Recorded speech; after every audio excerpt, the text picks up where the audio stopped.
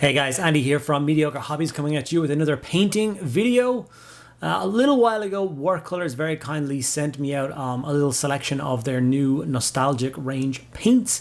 And these paints are from the same factory and designed to be exact matches for the original retro Games Workshop paints. Last week on Instagram, Darren Latham announced that he's going to be doing a little kind of painting challenge to paint up a retro 2nd edition Space Marine. I thought I would take part, and I didn't think there was a better opportunity to use the Warcolour paints other than this. So that's what I'm going to do here today. I'm going to paint up a 2nd edition Space Marine in retro Imperial Fist color scheme, which I think is a brave undertaking for me to try and do. If you type in retro Space Marine to YouTube, you will get a million videos on how to paint retro Ultramarines and retro Blood Angels, but not so many people have done a retro Imperial Fist, so I'm going to here to change that today. I am not a majestic painter, hence the name of the channel, so bear with me as I fumble and fight my way through this scheme to try and get something that I am even remotely proud of. So yeah, let's see what happens. Before I get started, a huge thank you to all of my patrons. Without you guys, I would not be able to continue doing what I am doing. If you're interested in getting involved, you get access to things like a private Discord server and access to an extra video every single week just for you guys. 50 extra videos a year is not so bad. So if you're interested, links are in the description. Okay, without further ado, let's see how I get on painting a 2nd edition Imperial Fist. And this is the adorable set of paints that was very kindly sent to me by Warcolour. The Marine obviously does not come with it. I just stuck it in there so I wouldn't lose it. And as you can see, they have an entire nostalgia range of colours, which is going to be every single original Games Workshop colour re-released. They come in these beautiful dropper bottles. These are actually some of the more superior, shall I say, dropper bottles that I've ever seen. I'll show you the lids of them in a minute, but they're really good. I like that they went for the old Goblin Shield markings and same name, it feels like nostalgia, except it's in more modern pots. So that was a nice little set to receive, and I decided that I would try and use this to paint as much of the Imperial Fist as possible. In my head originally I was planning on using it to paint the entire Imperial Fist, but that got a little bit harder later down the road, so we'll talk about that when we get to it. Here is my 1993 retro Space Marine on sprue still. The base is missing off of it, which is the only bit that was there, but that's okay. I've got bases galore. First thing I'm going to do is start the cutout and cleanup process of these miniatures. People talk about these days that new miniatures are kind of too busy or too much detail, and it's a little bit like back in my day, these miniatures were better and it was easier to paint, and maybe that was true. But this model is in bits. It's like a potato Space Marine. He definitely has a charm to him, but the mold lines are vicious. And I'm not shy of mold lines, so obviously I got to work cleaning them up. The first thing I had to do was, of course, give him a little bath, a little bit of water and a toothbrush, because this model is from 1993, which is 30 years old. So this guy's been in shoe boxes and left on shelves and in people's cases. I don't know how many people he's passed hands through before he got to me, but he was filthy. It was disgusting. So I needed to give him a little clean, because I obviously had no idea how much that was going to affect spraying and painting, and I didn't particularly want 30 years of grime and grease and stuff to be underneath my paint job. But yeah, I went through the process of carefully scraping and cleaning up all the old mold lines, and that basically ran a seam the entire way around the body. But unfortunately, I don't know whether this is a common thing with the 3rd edition Space Marines, but the mold slipped on this. So as you can see, it is totally off kilter. A bit of a pain. So obviously I had to go back in with my knife and do as good a cleanup job as possible on this guy. Like I said, here's a sprue that shows this miniature is indeed from 1993, and appropriately I found a base from 1992.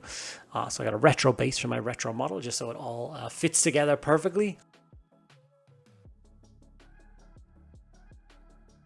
I got him cleaned up. I cut off all the pegs because I didn't want it to be difficult to put it together later on. I didn't want to be putting pressure trying to push things together, and I wanted everything to sit flush. And I find the best way to do this is just to remove all the pegs and then use a little touch of super glue to assemble them at the end.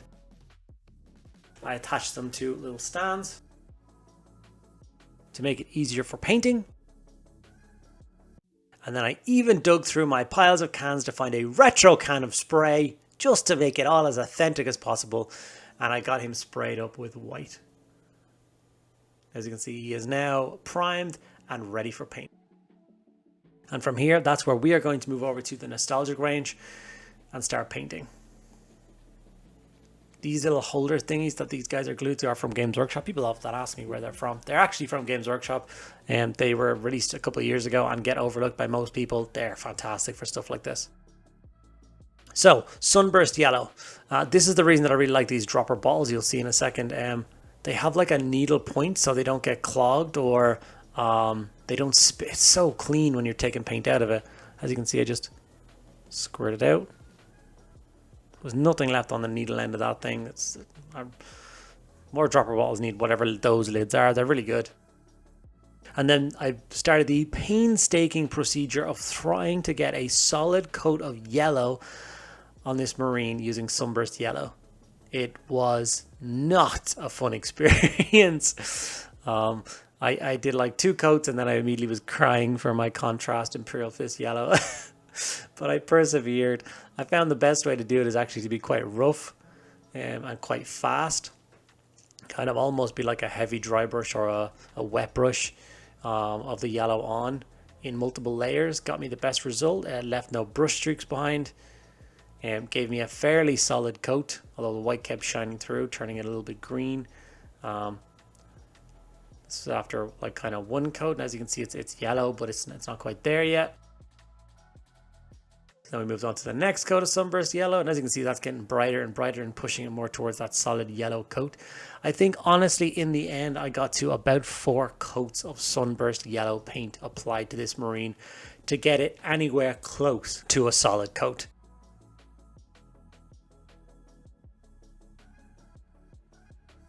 You can see the difference now, right leg to left leg, what a difference each coat is going to make. So do take your time. I think this is the 3rd coat. Just once again going back and forth over the entire miniature, trying to get the coats on as smooth and as even as possible. Like I said, I decided I was going to do a retro Imperial Fist as I can't see any of them online, to be honest with you. I'm not quite sure if I would consider this to be a guide to follow along with. You guys are more than happy to try and follow along. There's probably an easier or better way to do it, but it would not involve retro paints, if you know what I mean. I think the way to get this process done easily is not to use retro paints. I got some of the Chaos Black out and I begin to panel line, black line in all of the miniature, trying to get some distinction back between all of those armor panels, because this is a 1 press mold miniature. The detail is quite shallow, so once you start applying paint it really does kind of get rid of all of the detail. So in order to put that back in, I'm just going around with a quick coat of black, watered down a little bit, very carefully painting in between all of the lines, all of the gaps. I decided to do it around the shoulder pads as well.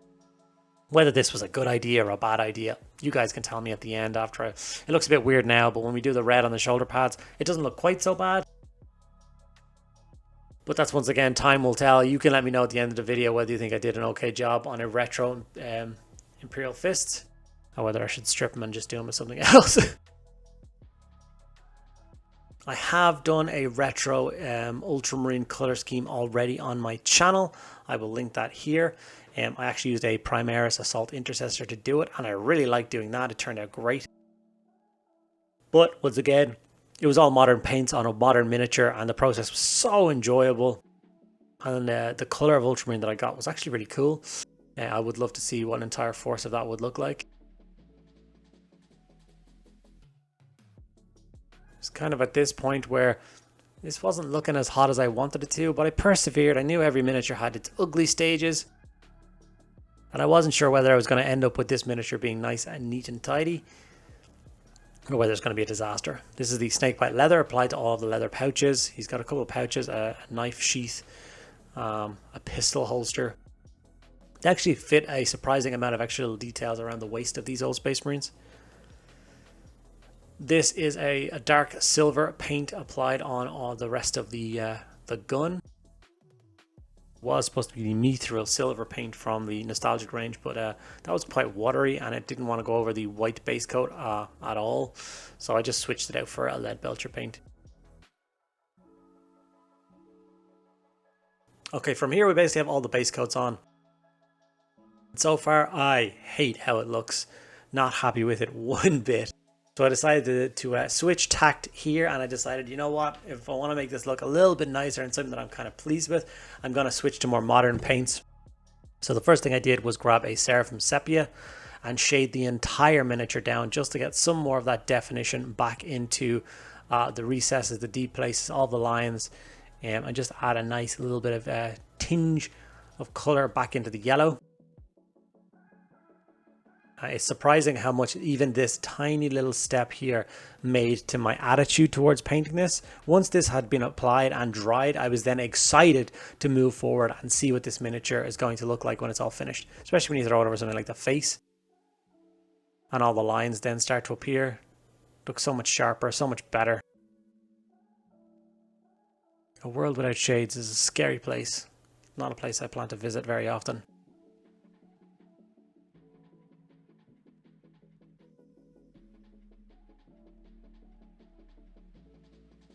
But I did pull out my shade, I did apply it, and I'm very much happier with this look than I was 20 minutes ago. So time to move over to other more modern. So I went for a Uriel yellow, and I did one more coat of yellow. That's all it took, one more coat of Uriel to highlight up the yellow, which gave me a much more cohesive yellow. A much nicer tone, went on much easier. And at this stage then became like a joy to paint. I enjoyed applying the Uriel yellow.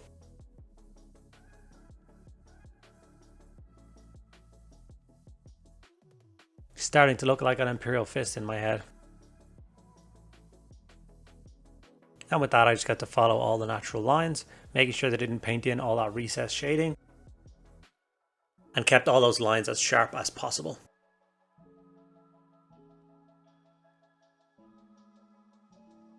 Once again, taking my time as we're moving into kind of the end game portion of this. You don't want to hit the red with it or the silver with it or any of the black with it. Wild Blighted Red was then brought in to layer up the shoulder trim and the chest armor piece. As you can see, I'm taking my time trying to get just each feather with just a little line of red. Just to accent it a little bit. You don't have to go crazy.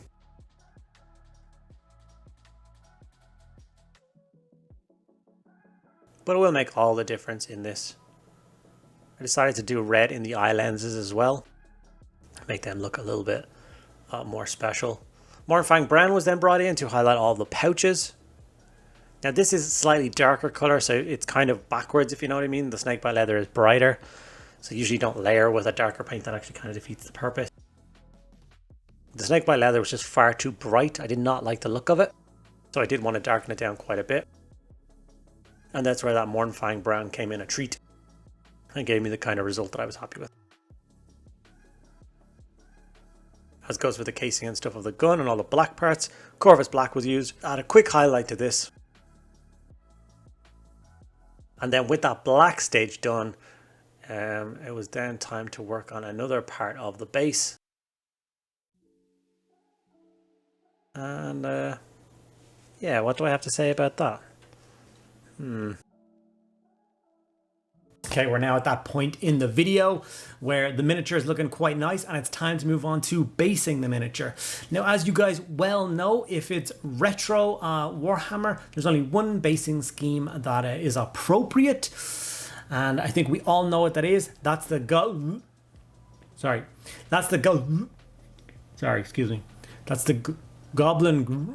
can't say it. As you may have guessed from my previous clip, I am not the biggest fan of Goblin Green bases. If I can choose to not do them on, I will not do them on.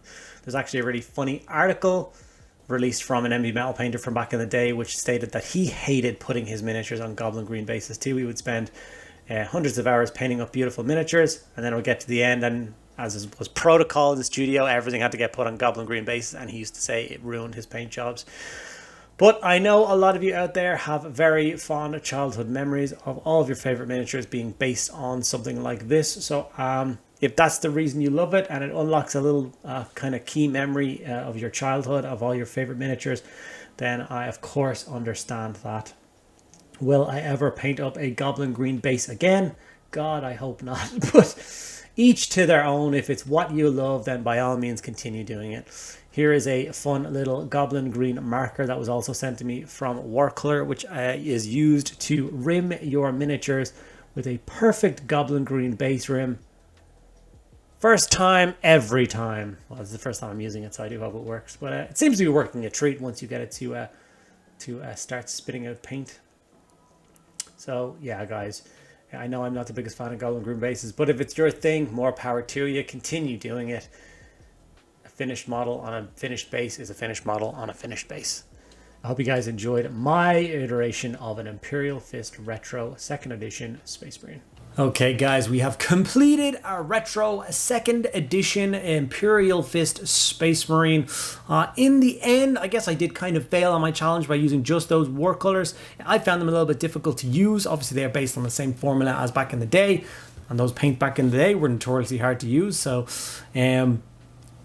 I guess people like torturing themselves by using ranges of paints like this, whereas I will stick to the current and standard edition of paints, more modern paints from other companies that will help me paint better and faster and easier and less headaches and less crying. And yeah, sorry, phased out there for a minute. Thank you guys so much for watching the video. I hope you found it slightly informative. I hope you enjoyed my result of an Imperial Fist 2nd Edition Space Marine. If you did, make sure you give the video a like, subscribe if you're not already done so. It really does help me out a lot. And ask me any question you want in the comments below, and I'll get back to each and every one of you guys.